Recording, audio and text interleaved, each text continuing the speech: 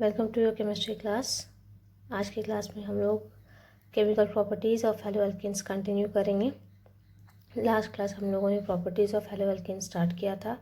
Physical properties हम लोगों ने डिस्कस कर लिया था। केमिकल प्रॉपर्टीज़ में हम लोगों ने पहली केमिकल प्रॉपर्टी जो है आपका न्यूक्लियोफिलिक सब्स्टिट्यूशन रिएक्शन, उसके बारे में डिस्कस कर लिया था। आज कुछ और केमिकल प्रॉपर्टीज़ है, कुछ और केमिकल रिएक्शंस हैं हेलो एल्केन्स के, जिनके बारे में आज की क्लास में हम लोग डिस्कस करेंगे। ठीक है। सेकेंड केमिकल प्रॉपर्टी है एलिमिनेशन रिएक्शन, जिसका दूसरा नाम है अल्फ़ा बीटा एलिमिनेशन रिएक्शन, यानी कि अल्फ़ा और बीटा पोजीशन से एलिमिनेशन होगा, या फिर इस रिएक्शन को डीहाइड्रो हैलोजनेशन रिएक्शन भी कहते हैं, यानी कि हाइड्रोजन और हैलोजन का रिमूवल। वो रिमूवल आपका अल्फ़ा और बीटा पोजीशन से होगा, इसीलिए इसे अल्फ़ा बीटा एलिमिनेशन रिएक्शन भी कहते हैं। ठीक है। तो alkyl halides undergo elimination reaction in presence of strong base having a strong nucleophile such as alkoxide ion, that is OR minus. Elimination reaction involves the removal of one molecule of X, that is halide, from the molecule of haloalkane. तो alkyl halide एक strong base के presence में elimination reaction की तरफ proceed करते हैं, यानी कि हाइड्रोजन और हैलोजन का रिमूवल होता है आपके अल्काइल हैलाइड से इन presence of a strong base, जो एक स्ट्रॉन्ग न्यूक्लियोफाइल की तरह काम करता है। ठीक है। तो एलिमिनेशन रिएक्शन में आपके एक हैलाइड के मॉलिक्यूल रिप्लेस हो जाते हैं आपके हेलो एल्केन से। ठीक है। जैसे आपका एक एल्कोक्साइड आयन है जो अल्काइल हैलाइड के साथ रिएक्ट करने के बाद अल्कोहल में कन्वर्ट हो जाता है और साथ में एल्कीन का फॉर्मेशन करता है। ठीक है। तो यहाँ से हैलोजन भी रिमूव हो गया और हाइड्रोजन भी, इसीलिए डीहाइड्रो हैलोजनेशन रिएक्शन इसका नाम है। ठीक है। The elimination that is dehydro halogenation reaction is carried out by alcoholic KOH और NaOH सोल्यूशन। तो आपका डीहाइड्रो हैलोजनेशन जो रिएक्शन है, एलिमिनेशन रिएक्शन है, वो अल्कोहलिक KOH और NaOH के प्रेजेंस में प्रोसीड करता है। ठीक है। जैसे फॉर एग्जांपल इथाइल ब्रोमाइड आपका एक अल्काइल हैलाइड है, जिस कार्बन के साथ हैलाइड जुड़ा हुआ है वो आपका अल्फ़ा कार्बन हो गया और उसका नेक्स्ट कार्बन है आपका बीटा कार्बन। ठीक है। तो अल्कोहलिक KOH के प्रेजेंस में जब इसको हीट करेंगे तो अल्फ़ा पोजीशन से हैलाइड का रिमूवल होगा और बीटा पोजीशन से हाइड्रोजन का रिमूवल होगा और फाइनली ये एक एल्कीन का फॉर्मेशन करेगा, जो है आपका इथिलीन और इथीन, और साथ में आपका पोटेशियम ब्रोमाइड रिलीज होगा और वाटर का फॉर्मेशन होगा। ठीक है।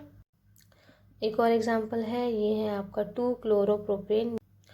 तो यहाँ पर आपके एक अल्फ़ा कार्बन है और 2 बीटा कार्बन है। तो दोनों बीटा कार्बन के पास नंबर ऑफ़ हाइड्रोजन सेम है, इसीलिए दोनों में से किसी भी कार्बन से हाइड्रोजन का रिमूवल हो सकता है। ठीक है।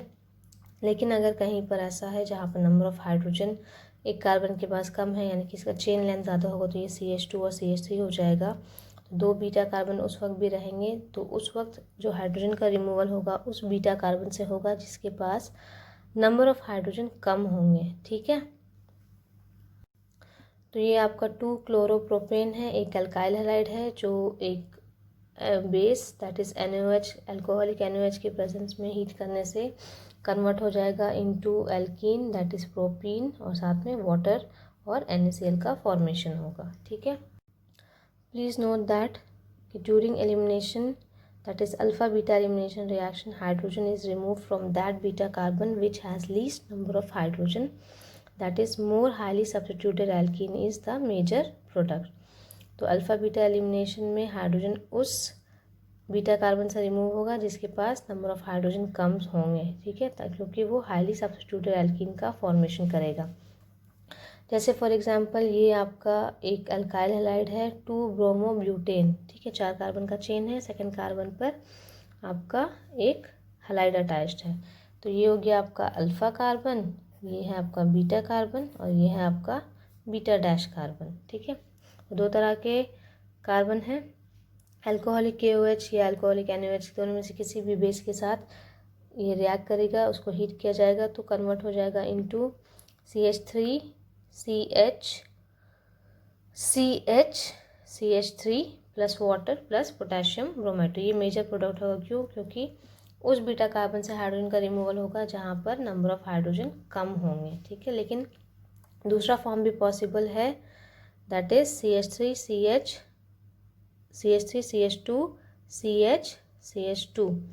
ठीक है, तो यहाँ पर आपके इस बीटा कार्बन से हाइड्रोजन का रिमूवल हो गया है, तो ये वाला प्रोडक्ट कम बनेगा और ये जो सब्स्टिट्यूशन है, जो 2 ब्यूटेन का जो प्रोडक्ट बन रहा है वो ज़्यादा बनेगा। ठीक है, उसके अलावा आपका वाटर और पोटेशियम ब्रोमाइड रिलीज होगा। ठीक है, तो ये जो जनरलाइजेशन है आपका हाइड्रोजन रिमूवल का इन अल्फा बीटा एलिमिनेशन रिएक्शन या डीहाइड्रोहाइड्रोजनेशन रिएक्शन, इस जनरलाइजेशन को हम लोग सिडजेफ रूल कहते हैं। ठीक है, सिडजेफ रूल ऑफ एलिमिनेशन। तो यही है कि किस बीटा कार्बन से आपके हाइड्रोजन का रिमूवल होगा, ये रूल बताता है। ठीक है, next, the reactivity of haloalkane in elimination reaction follows the order, that is tertiary haloalkane, secondary haloalkane और प्राइमरी हैलोअल्केन। तो आपका जो टर्शियरी हैलोअल्केन है वो सबसे ज़्यादा एलिमिनेशन रिएक्शन की तरफ जाता है, सबसे ज़्यादा एलिमिनेशन रिएक्शन देता है, और primary haloalkane that is primary alkyl halide सबसे कम एलिमिनेशन रिएक्शन देता है। ठीक है, थर्ड केमिकल प्रॉपर्टी है या थर्ड केमिकल रिएक्शन है रिएक्शन विथ मेटल्स। तो कुछ मेटल्स हैं जिसके साथ आपके अल्काइल हैलाइड रिएक्ट करते हैं और रिस्पेक्टिव प्रोडक्ट्स का फॉर्मेशन करते हैं। ठीक है, तो फर्स्ट मेटल है आपका सोडियम। तो सोडियम के साथ जो रिएक्शन प्रोसीड करता है उस रिएक्शन का नाम है वुड्स रिएक्शन। ठीक है, तो ये रिएक्शन अपने नाम से जाना जाता है, जिसमें आपका मेन रिएक्टेंट होता है sodium. Symmetric alkane is prepared by the action of sodium on alkyl halide in presence of dry ether. तो ड्राई ईथर के प्रेजेंस में अल्काइल हैलाइड जब सोडियम के साथ रिएक्ट करता है तो वो सिमेट्रिक एल्केन का फॉर्मेशन करता है। ठीक है, जैसे आपका RX एक अल्काइल हैलाइड है, 2 मोल अल्काइल हैलाइड रिएक्ट करेंगे आपके 2 मोल सोडियम के साथ और एल्केन का फॉर्मेशन होगा और साथ में आपका रिस्पेक्टिव सोडियम हैलाइड रिलीज होगा। ठीक है, फॉर एग्जांपल मिथाइल ब्रोमाइड एक अल्काइल हैलाइड है जिसका 2 मोल रिएक्ट करेगा with 2 mole of sodium atom in presence of dry ether. तो इसको हीट करने से जो आपका प्रोडक्ट बनेगा वो होगा CH3 दैट इज़ ईथेन, और जो एक और बाई प्रोडक्ट रिलीज हो जाएगा, जो आपका सेकंड प्रोडक्ट बनेगा वो है आपका sodium bromide that is NaBr। ठीक है, इसी तरह से इथाइल आयोडाइड का 2 मोल आपके 2 मोल सोडियम के साथ रिएक्ट करेगा in presence of dry ether और ये कन्वर्ट हो जाएगा into n butane that is normal butane, और साथ में सोडियम आयोडाइड का फॉर्मेशन होगा। ठीक है, तो ये जो आपका रिएक्शन है वुड्स रिएक्शन, इसमें 2 मोल अल्काइल हैलाइड का लिया जा रहा है, तो जो प्रोडक्ट बन रहा है उसमें आपके अल्काइल हैलाइड के 1 मोल के पास जितना कार्बन है उससे ज़्यादा कार्बन वाला बन रहा है। ठीक है, तो नंबर ऑफ कार्बन्स हमेशा बढ़ के रहेंगे, कभी घटेंगे नहीं इसमें, इसीलिए methane cannot be prepared by Wurtz reaction. ठीक है, सेकेंड मेटल है आपका जिंक। तो जिंक के साथ जो रिएक्शन आपका अल्काइल हैलाइड देता है उसे फ्रैंकलाइन रिएक्शन के नाम से जाना जाता है। ठीक है, symmetric alkane is prepared from the alkyl halide by action of zinc dust. तो जिंक डस्ट के प्रेजेंस में आपका 2 मोल अल्काइल हैलाइड रिएक्ट करता है और एल्केन का फॉर्मेशन करता है। ठीक है, फॉर एग्जांपल मिथाइल ब्रोमाइड एक अल्काइल हैलाइड है, एक हैलो एल्केन है, जिसका 2 मोल जिंक डस्ट के साथ रिएक्ट करेगा। उसको हीट करने के बाद जो वो प्रोडक्ट बनाएगा वो होगा आपका एक एल्केन और साथ में जिंक ब्रोमाइड। और इथाइल आयोडाइड जिंक डस्ट के साथ रिएक्ट करेगा, इथाइल आयोडाइड का 2 मोल जिंक डस्ट के साथ रिएक्ट करके जो प्रोडक्ट बनाएगा वो होगा आपका नॉर्मल ब्यूटेन N-ब्यूटेन, और साथ में जिंक आयोडाइड रिलीज होगा। ठीक है, इस मेथड में भी नंबर ऑफ कार्बन रिएक्टेंट से ज़्यादा हो रहे हैं, रिएक्टेंट से बढ़ रहे हैं, तो इस केस में भी मीथेन का प्रिपरेशन नहीं होगा। ठीक है, तो methane cannot be prepared from Frankland reaction. Third metal है मैग्नीशियम। तो मैग्नीशियम के साथ जो रिएक्शन आपका अल्काइल हैलाइड देता है उसे ग्रिग्नार्ड रिएक्शन कहते हैं। ठीक है, और जो प्रोडक्ट बनता है उसे ग्रिग्नार्ड रिएजेंट कहते हैं। ठीक है, the conversion of alkyl halide into alkyl magnesium halide that is Grignard reagent by treating with magnesium in dry ether is known as Grignard reaction. तो अल्काइल हैलाइड को मैग्नीशियम मेटल के साथ in presence of dry ether जब treat किया जाएगा, heat किया जाएगा, तो वो कन्वर्ट हो जाएगा इनटू अल्काइल मैग्नीशियम हैलाइड। ठीक है, जिसे हम लोग कॉमनली ग्रिग्नार्ड रिएजेंट के नाम से जानते हैं, RMG X। For example ethyl bromide जब मैग्नीशियम के साथ रिएक्ट करेगा in presence of dry ether तो वो कन्वर्ट हो जाएगा इनटू इथाइल मैग्नीशियम ब्रोमाइड। ठीक है। Grignard reagent is an organic metallic compound that is organometallic compound that is metal bearing organic compound.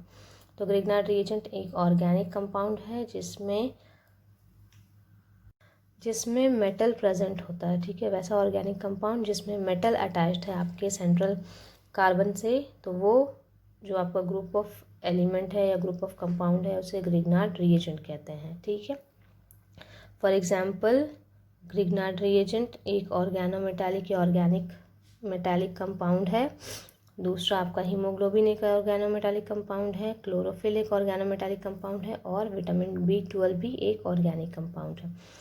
तो इन सब में मेटल्स हैं आपके कार्बन चेन से attached. For example Grignard reagent में मैग्नीशियम मेटल है, हीमोग्लोबिन में आयरन, क्लोरोफिल में मैग्नीशियम और विटामिन B12 में आपका कोबाल्ट मेटल है। ठीक है। फोर्थ केमिकल प्रॉपर्टी है reduction that is formation of alkane. तो addition of hydrogen is known as reduction. तो यहाँ एडिशन होगा हाइड्रोजन का।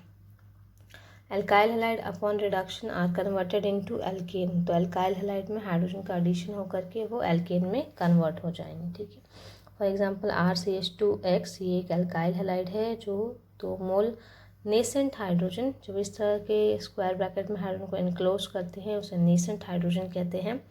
तो 2 मोल नेसेंट हाइड्रोजन के साथ रिएक्ट करेगा in presence of lithium aluminium hydride और कन्वर्ट हो जाएगा इनटू RCH3 दैट इज एक एल्केन का फॉर्मेशन करेगा और साथ में आपका हैलाइड का फॉर्मेशन होगा। ठीक है। फॉर एग्जांपल मिथाइल आयोडाइड एक एल्काइल हैलाइड है जो 2 मोल नेसेंट हाइड्रोजन के साथ रिएक्ट करेगा in presence of lithium aluminium hydride और कन्वर्ट हो जाएगा into an alkane that is methane और साथ में हाइड्रोजन आयोडाइड का फॉर्मेशन होगा। ठीक है। एक और एग्जांपल है आपका that is ethyl bromide, hydrogen के साथ रिएक्ट करेगा इन प्रेजेंस ऑफ निकल तो ये कन्वर्ट हो जाएगा into ethane that is an alkane और साथ में HBr हाइड्रोजन ब्रोमाइड का फॉर्मेशन होगा। ठीक है। तो आप लिथियम एल्यूमिनियम हाइड्राइड भी ले सकते हैं, निकल भी ले सकते हैं। ठीक है। बहुत सारे रिड्यूसिंग एजेंट्स होते हैं जो रिडक्शन रिएक्शन देते हैं। For example lithium aluminium hydride है, सोडियम बोरोहाइड्राइड है, हाइड्रोजन इन प्रेजेंस ऑफ निकल, hydrogen in presence of platinum, zinc copper couple, ये कुछ रिड्यूसिंग एजेंट्स हैं जो रिडक्शन रिएक्शन देते हैं। ठीक है। एल्काइल हैलाइड को आपके एल्केन में कन्वर्ट कर देंगे। और लास्ट केमिकल प्रॉपर्टी है आपका फ्रेडल-क्राफ्ट एल्काइलेशन रिएक्शन। तो फ्रेडल-क्राफ्ट रिएक्शन 2 तरह के होते हैं, एक एल्काइलेशन और एक एसाइलेशन। ठीक है। तो यहाँ हम लोग एल्काइलेशन के बारे में पढ़ेंगे, एल्काइल ग्रुप के बारे में पढ़ेंगे। Alkyl halide in presence of anhydrous AlCl3 undergoes alkylation. तो एल्काइल हैलाइड आपके एल्काइलेशन रिएक्शन प्रोसीड कर रहे हैं इन presence of AlCl3 aluminium trichloride catalyst. ये कैटलिस्ट को फ्रेडल-क्राफ्ट कैटलिस्ट भी कहा जाता है। तो इस कैटलिस्ट के प्रेजेंस में आपका जो एरोमेटिक रिंग है उसमें एल्काइल हैलाइड का इंट्रोडक्शन हो जाएगा। ठीक है। जैसे बेंजीन C6H6 RCl एक एल्काइल हैलाइड के साथ रिएक्ट करेगा in presence of anhydrous AlCl3 catalyst तो ये कन्वर्ट हो जाएगा इनटू C6H5R और साथ में HCl रिलीज होगा। ठीक है। For example benzene ethyl chloride के साथ जब रिएक्ट करेगा in presence of anhydrous AlCl3 catalyst तो जो प्रोडक्ट बनेगा वो होगा आपका ethyl benzene that is C6H5 C2H5 और साथ में HCl का फॉर्मेशन होगा। ठीक है। बेंजीन को आप इस एलिफेटिक फॉर्म में भी लिख सकते हैं या फिर इस रिंग के फॉर्म में भी लिख सकते हैं, दिस और दिस। आप किसी भी तरह से बेंजीन रिंग का स्ट्रक्चर बना सकते हैं। तो ये थे chemical properties of haloalkane that is chemical reactions of haloalkanes. Haloalkanes वाला पार्ट कंप्लीट हो गया है। नेक्स्ट क्लास हम लोग कुछ क्वेश्चंस डिस्कस करेंगे related to the preparation and properties of haloalkanes. ठीक है। तो आज की क्लास के लिए इतना ही। Okay, thank you.